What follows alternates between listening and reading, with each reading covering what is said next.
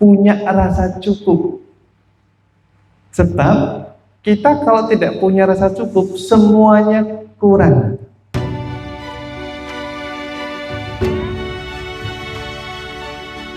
Ya, selamat malam semuanya.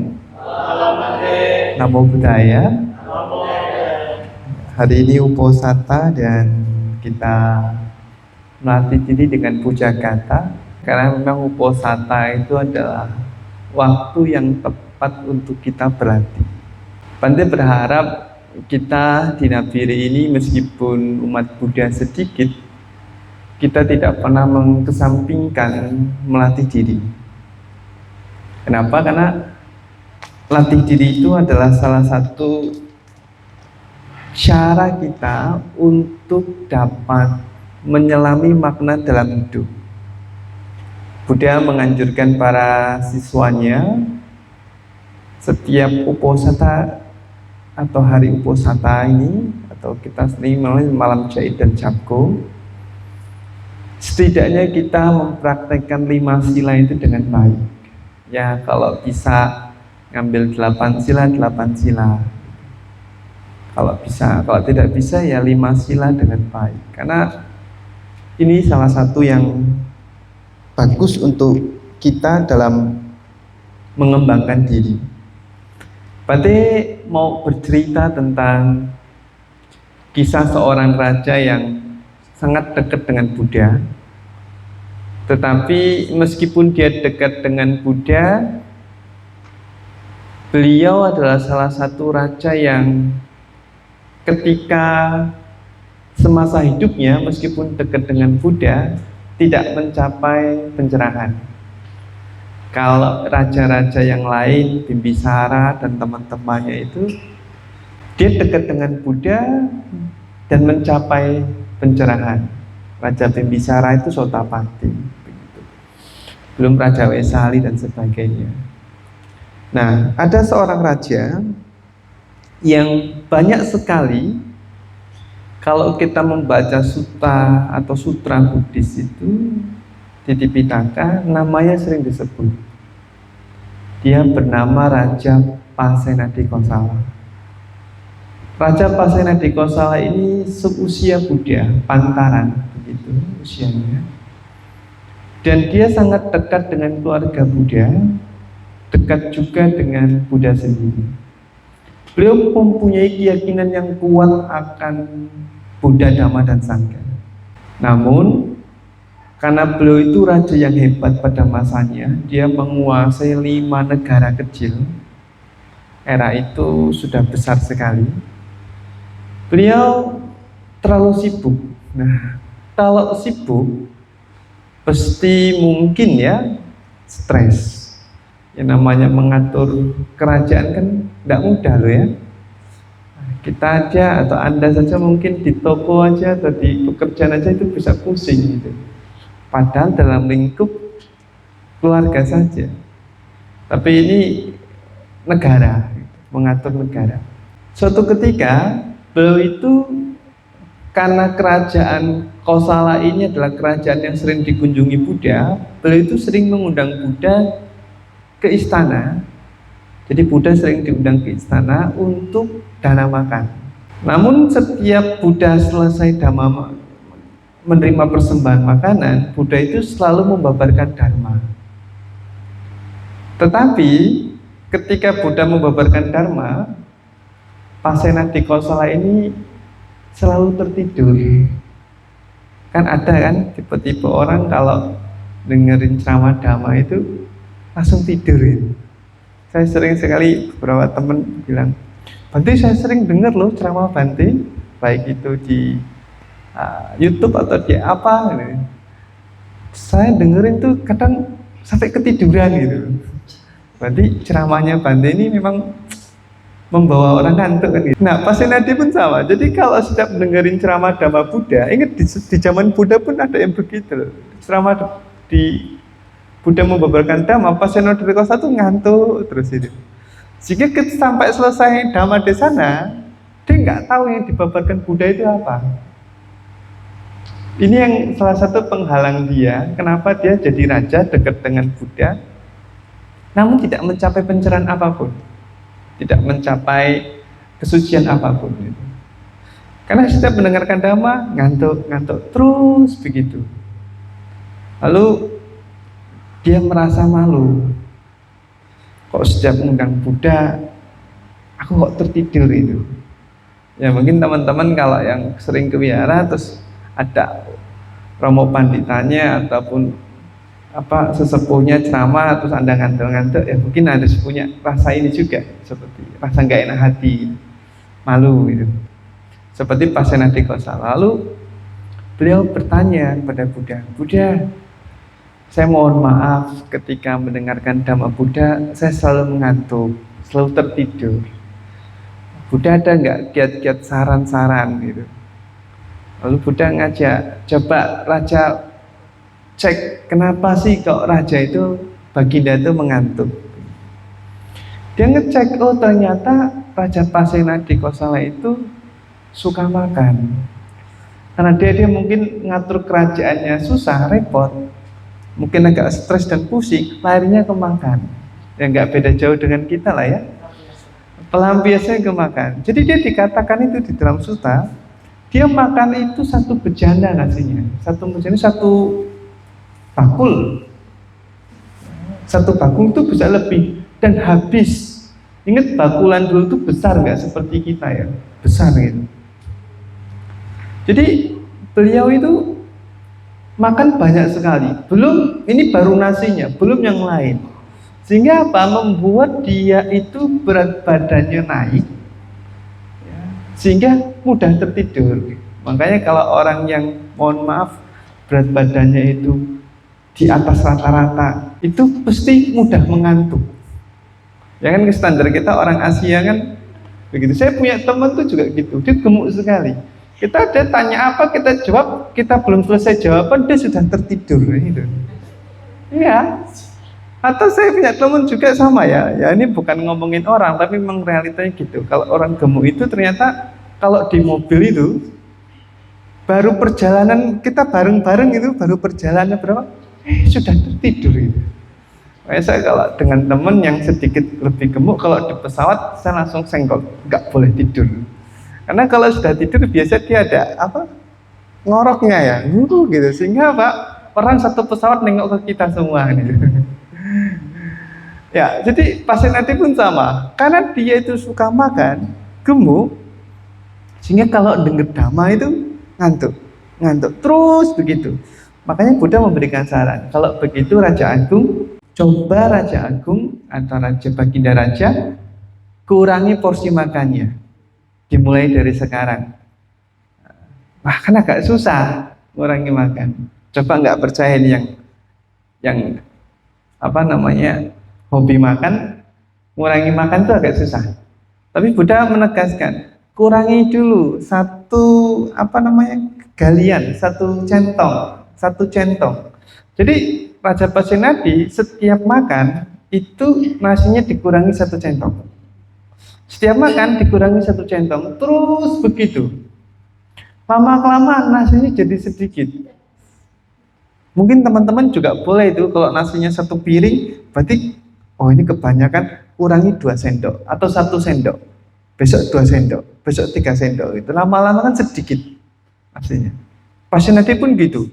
Terus sampai porsi makannya itu jadinya normal. Ketika porsi namanya normal, terus Buddha tanya lagi ke Buddha, Buddha aku udah mulai segar, ya bagus. Berarti harus dikembangkan dengan olahraga, dia diminta jalan kaki, atau meditasi jalan. Kita itu ada meditasi jalan itu salah satunya supaya kita juga gerak. Jalan itu bagus. Bantu ya rata-rata olahraganya ya jalan. Ya mentok-mentoknya paling banter yoga. Yoga. Nah, akhirnya 7 bulan kemudian Raja Pasena Adhikosala itu badannya jadi lebih segar sebagai seorang raja. Lalu ketika Buddha membabarkan dharma, dia nggak ngantuk lagi. Biasa kalau mendengarkan dhamma dia gini-gini. Ya, kita sering ketemu itu kalau lagi jangankan membabarkan dhamma, baru akarane meta sutta saja sudah tengkluk gitu ya. Mungkin terlalu capek. atau kekenyangan gitu. Jadi pasien Adikosala segar, mulai segar. Akhirnya Buddha mengatakan, inilah keuntungan bahwa seseorang jika memiliki kesehatan yang bagus, itu dirinya akan lebih segar, lebih segar. Makanya Buddha mengatakan aroga palamang laba. Kesehatan adalah perolehan tertinggi atau kekayaan tertinggi. Jadi Buddha menegaskan aroga palamang laba. Kesehatan adalah kekayaan tertinggi. Jadi Buddha memberitahu kita bahwa kita itu perlu sehat. Kita itu perlu segar di badan. Meskipun kita tahu badan ini akan menua, tapi kita juga harus menyehatkannya, harus merawatnya. Supaya apa? Kehidupan kita tidak begitu menderita karena sakit. Nah, ini boleh teman-teman contoh juga, yuk. Karena ini bagian dari kekayaan kita, kesehatan ini, kita harus memperolehnya. Arogya palamang laba. Jadi kalau bisa, kita mengkondisikan diri kita sehat. Dimulai dari apa? Dimulai menjaga pola makan. Ini penting. Susah loh Bante. Ya memang. Makanya di hari Uposatha itu, kalau bisa 8 sila, Anda kan ada Wikala Bojana, puasa. Itu detox tubuh juga. Karena ternyata orang yang puasa itu membantu tubuh kita untuk kinerjanya lebih bagus. Atau mungkin Anda bisa menerapkan ini berarti 3 bulan puasa, berarti saya 3 bulan juga belajar untuk tidak makan berat terlalu banyak, tidak mengurangi cemilan terlalu banyak. Ini penting juga. Jadi membantu diri kita. Kenapa? Karena kalau kita sudah kaya, kalau Anda umpamanya sudah sukses, tetapi kalau sakit-sakitan, ya percuma, tidak bisa apa-apa. Makanya Buddha bilang, hiduplah seimbang. Kenapa? Karena arogya palamang laba. Lalu, kalau kita mempunyai kesehatan, Buddha juga mengatakan selanjutnya, yaitu santuti paramang danang.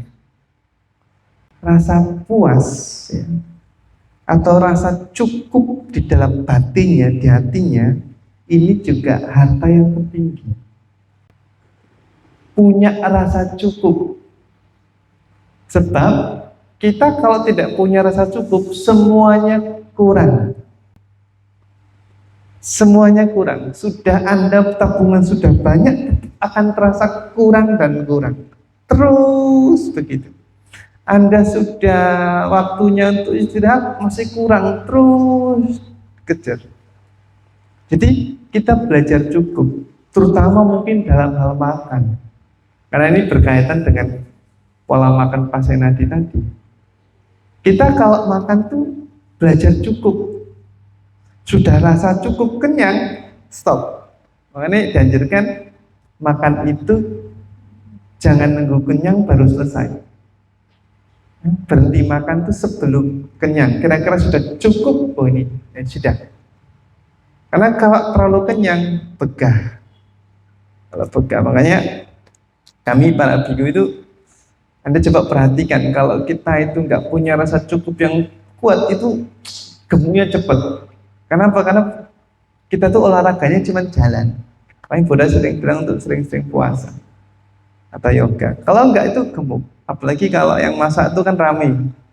Ya Bante beruntung di sini, terima kasih ibu-ibu pengertian itu yang dana diatur. 1 orang, 1 keluarga, 1 keluarga. Tapi kalau di tempat lain terkadang itu bisa 3 keluarga, 5 keluarga geruduk jadi 1. Akibatnya apa? Makanannya banyak. Meskipun kita ngambilnya sedikit-sedikit tetap jadinya banyak. Harus belajar cukup. Oh ini sudah di luar batas. Segini cukup wis. Gak ambil-ambil lagi. Itu memang susah. Mempunyai rasa cukup dalam hal makanan itu aja itu butuh latihan, butuh cara. Anda coba rasakan kan diri Anda. Kayaknya sudah cukup loh ini. Tetapi ketika Anda pergi ketemu lagi pasti Anda ambil. Itu kita manusia gitu. Aku cukup sudah kenyang, masih kenyang. Buka kulkas loh. Kok ada banyak makanan ya? Sayang, mesti tetap dimakan. Gitu. Jadi kita harus punya rasa cukup. Cukup dengan apa yang kita makan saat itu.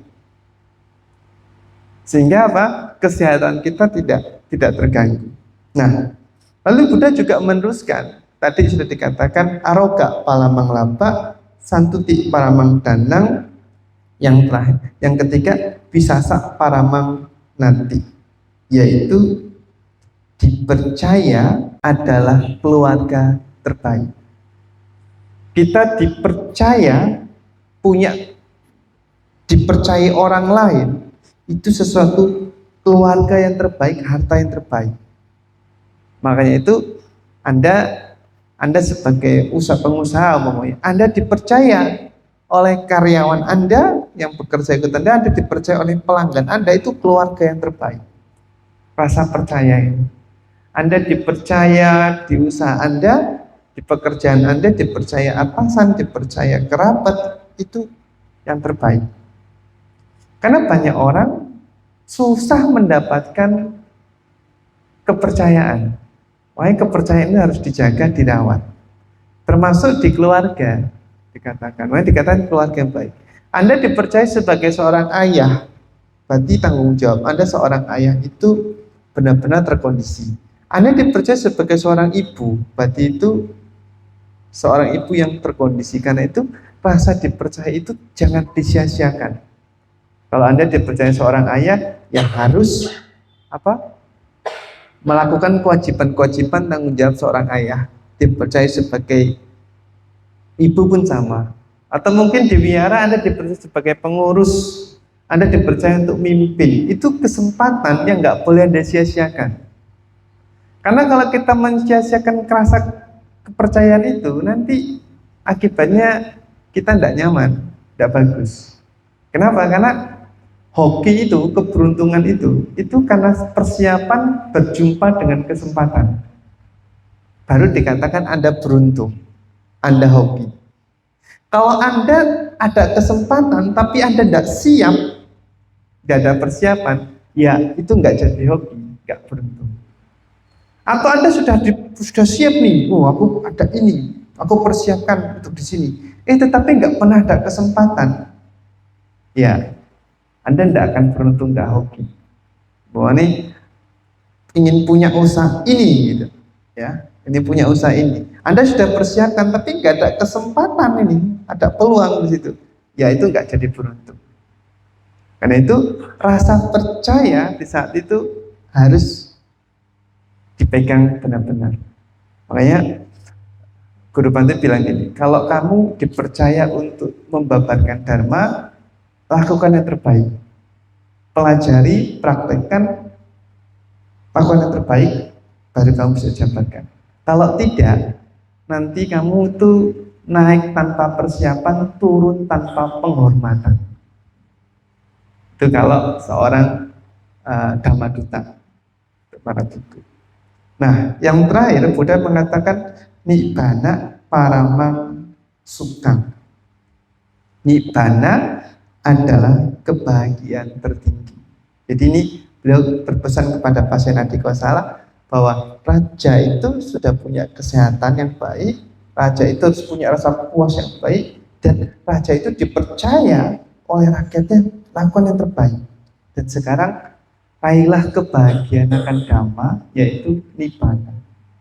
Ada kesempatan berlatih, latihlah itu. Nibbana paramang sukang. Kenapa? Karena nibbana itu satu kondisi batin. Nibbana itu bukan tempat. Nibbana itu bukan surga. Nibbana itu satu kondisi batin, batin yang tentram, batin yang tenang, batin yang bebas, batin yang tuntas. Kamu sudah tuntas karmamu, kamu sudah tuntas dengan tanggung jawab karmamu, kamu nggak perlu membayar hutang karma lagi, ya sudah tuntas, nggak bisa diceritakan, itu nibbana. Dan itu bisa kita capai. Dan mencapai nibbana itu tidak harus meninggal. Kalau mencapai kehidupan surga kan meninggal dulu, baru. Tapi kalau di nirwana tidak. Saat sebagai manusia, Ketika kamu itu tuntas bebas dari 3 akar, akar keserakahan, akar kebencian, akar ketidaktahuan, ya kamu akan mencapai nirwana, mencapai kondisi batin yang tentram, batin yang tidak terganggu lagi. Sehingga apa? Batin kita ayem, tidak akan terganggu oleh hal-hal kecil, hal-hal besar, apapun itu. Seperti Buddha itu dicaci, diapain ya dia tidak terganggu. Dia tetap tenang seimbang.